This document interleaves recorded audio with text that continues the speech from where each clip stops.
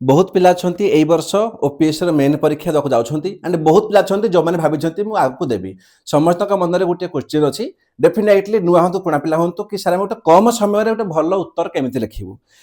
Okay तो time waste करबिनी एठी में तू लिखि देखेबी कि कम समय रे केमिति लिखिबो बट ता गुरु मन रखिबो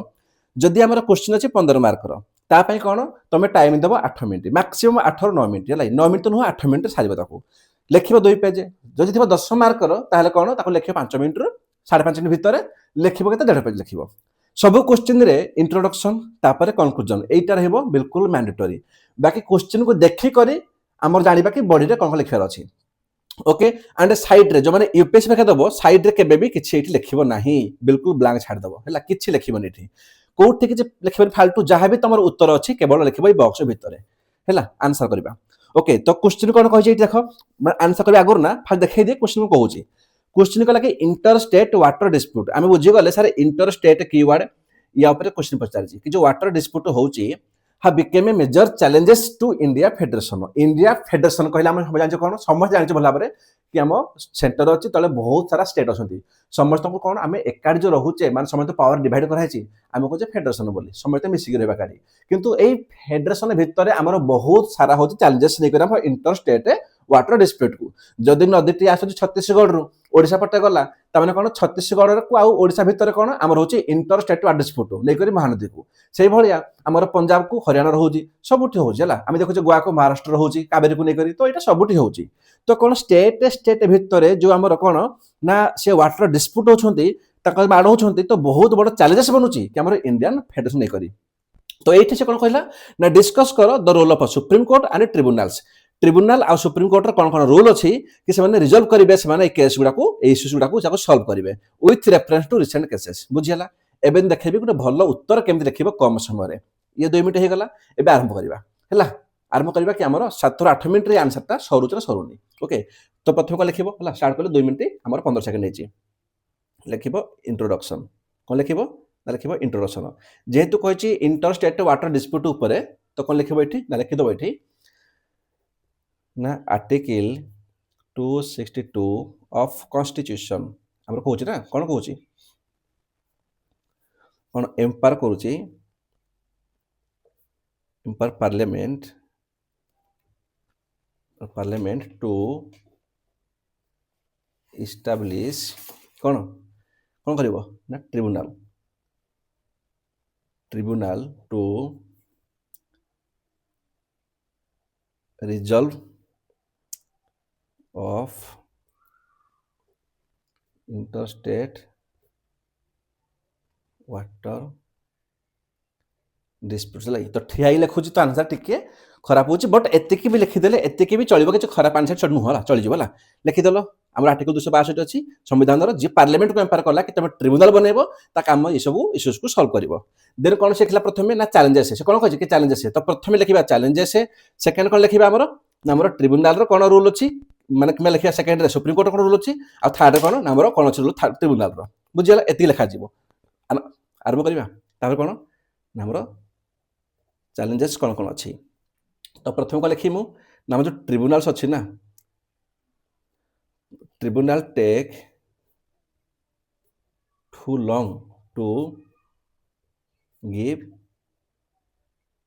कि भाई ट्रिब्यूनल अछि ना से बहुत समय नउछि ता डिसिजन पई सेकंड कोन हमर चैलेंजेस अछि कि जदि भी ट्रिब्यूनल्स किछि तरह जजमेंट गुडा ताको ठीक से मानु नांती नॉन कंप्लेंट्स ऑफ ट्रिब्यूनल भाई लिखु जे ठियाई करे लाई तो टिके आंसर ही होची बसिक लिखले टे भलो हो हला आ कोन ना no permanent national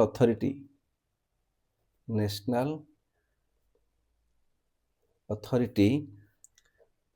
to control एमिति किछि अथॉरिटी नाही जे कोन जे कंट्रोल करिवो ऑल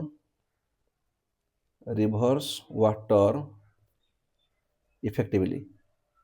जेमि हमर इलेक्शन कमिशन अछि नै फाइनेंस कमिशन अछि तो या पई सेमिति किछि भी नाही गोटे बहुत बड़ इश्यू होछि हमरा आ कोन अछि कुहाग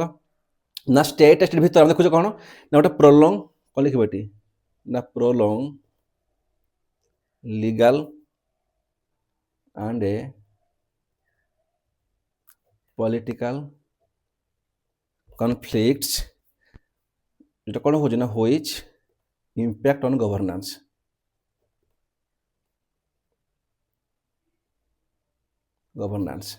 ଆଉ କ'ଣ କୁହ ଏବେ ସବୁ ଲେଖ ସବୁ ଜେନେରିକ ପଏଣ୍ଟ କ'ଣ କୁହ କୁହ ଆମର ଏନଭାୟରମେଣ୍ଟ ଇମ୍ପାକ୍ଟ ହେଉଛି ନା ହେଉନି ହେଉଛି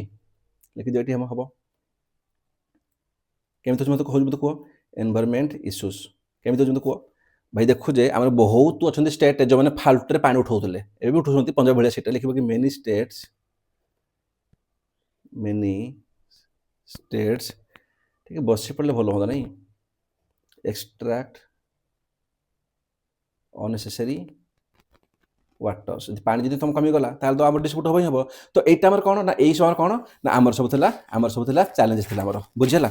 ତ ତାକୁ ଲେଖିଦେଲି ମୁଁ ଏବେ ସେକେଣ୍ଡ କ'ଣ ଲେଖିବି ନା ସେକେଣ୍ଡ ଲେଖିବି ମୁଁ ନା ସେ କ'ଣ କହିଲା କି ରୋଲ୍ ଅଫ୍ ସୁପ୍ରିମକୋର୍ଟ ଲେଖିବ ଏଠି ରୋଲ୍ ଅଫ୍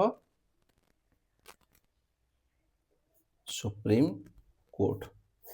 ବୁଝିଲା କ'ଣ ତା ରୁଲ୍ ଅଛି ଆଗ ବହୁତ ଏଠି ବେସିକ୍ ଜିନିଷ ଅଛି କ'ଣ ଅଛି ଯେମିତି କ'ଣ ନା ଦେୟାର ଡିସିଜନ୍ ହେଲା decision of Supreme Court कौन ना binding on all states प्रथम कथा है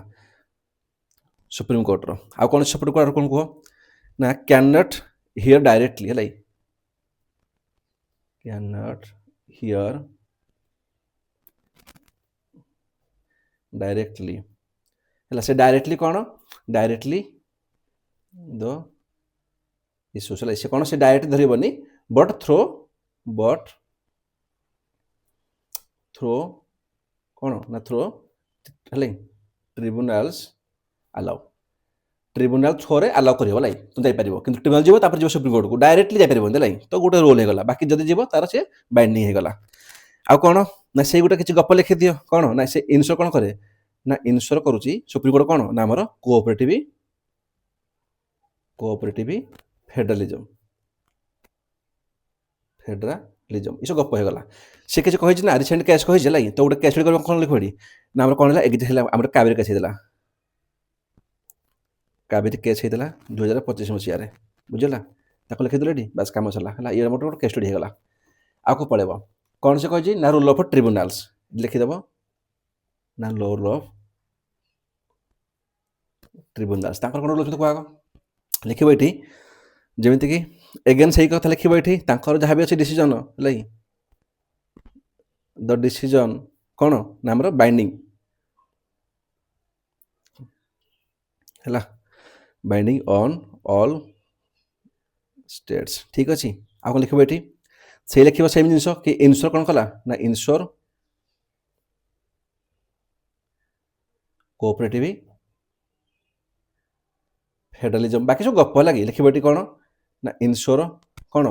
ना आम ट्रांसपेरेन्सी ये सब तो गप यार ट्रांसपेरेन्सी अकाउंटेबिलिटी है ये सब कौन गप ना सब लिखा सब है ट्रांसपेरेन्सी एंट्री कला आ कौन कह गोटे केस दब कौन था केस दब ना आमर महादायी है से कही ना आमर जजमेंट बोली गोटे दियर रिसेंट बोली महादायी वाटर डिस्प्यूट थिला है तो ये कौन पड़ा डिस्प्यूट थिला तो ये कौन है जो यहाँ क्या ना आमर गोवा वर्सेस महाराष्ट्र है तो ये कौन ना सुप्रीम कोर्ट जहाँ डिसीजन वाज बाइंडिंग ये टोटाल कौन बाइंडिंग थी बुझेगा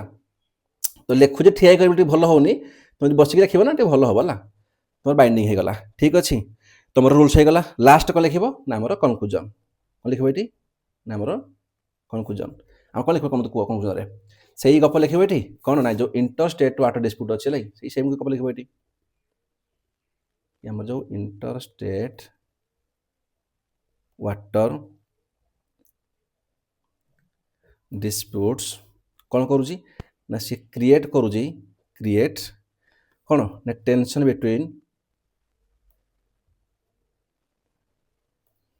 बिटवीन स्टेट्स है देन कौन बट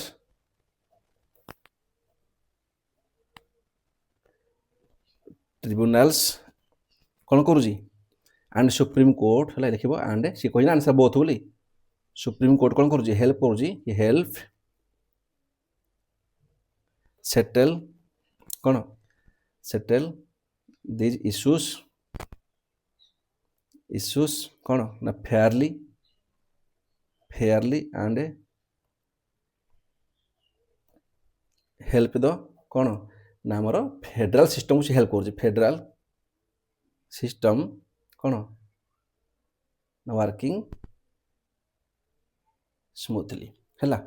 तो एमती भी अच्छा पिला एमती लिखिक भी सी आंसर पाँच बट टे बस पड़े कौन आंसर भल लिखा मुझे देखिली कौन कि 10 मिनिट्रे आमर कौन 10 मिनिट या 2 मिनिट में कहीदेले मैंने 8 मिनिट्रे आम आंसर लिखिले 8 मिनिट्रे तो कौन लिखिले ये आमर मेजर आम डिमांड को पूरा कले सर कौन ना आम 2 पेज ये कवर कले प्रथम डिमांड गला सेकेंड कौन ना जी वार्ड था आम लिखिदेले से कौन कहला ना प्रथम कौन से कहला ना आम कौन कौन अच्छी इश्यूज आम लिखिले इश्यूज को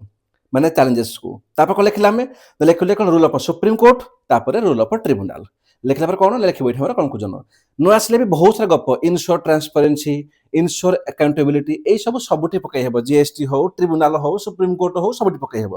तो मन रख एटी को हार्ड इंग्लिश रे आवश्यकता नहीं बहुत कम जिन कम को लिखिक पिला टपर भी होती है सो ये कौन दरकार दुईट जिन कौन ना लिमिटेड पढ़ो बारंबार पढ़ो एंड आंसर राइटिंग जिते प्रैक्टिस करते भल हम ओके तो जो मैंने चाहते कि मो मेन प्रिपेयर हेबी एंड सबू सब्जेक्ट मत ये आंसर फॉर्मेट मिल जाऊ ताले कौन ना तले आम कमेंट रे टेलीग्राम लिंक अच्छी से जॉइन हो हाँ यही प्लेलिस्ट जीव यही चैनल प्लेलिस्ट रे आमर दुईटा अच्छे गोटे प्री गोटे मेन प्री जीव से पॉलिटी ज्योग्राफी हिस्ट्री इकोनॉमिक्स सब लेक्चर मिल जाव मेन जीव तुम से GS1 GS2 एवं तो GS1 सॉरी GS2 चली आमर तो GS2 GS3 सब ये मिल जाव तुमको एमती बिल्कुल आंसर फॉर्मेट मिल मन रख ये किसी हार्ड इंग्लिश आवश्यक ना एमती नॉर्मल लिख आ हाँ मुझे लिखले ठिया करी जदि लिख बसिक तो आंसर कौन आउ टे भी देखा आंसर भल ही था ओके अदरवाइज तुम जो लिखु 4-5 आंसर तुम ठीक ठाक हो ओके एंड एमती भावन कि मत दरकार बिल्कुल बढ़िया आंसर नो देखिए टॉपर एग्जाम नोट देख तुम निजे पढ़ी पारनी है से एम सब लिखती ये सब लिखती ओके सो टेंशन नबनी सब कुछ हो पार तुम जो चाहिए आज न चाहिए भाई किसी हेनी ओके थैंक यू।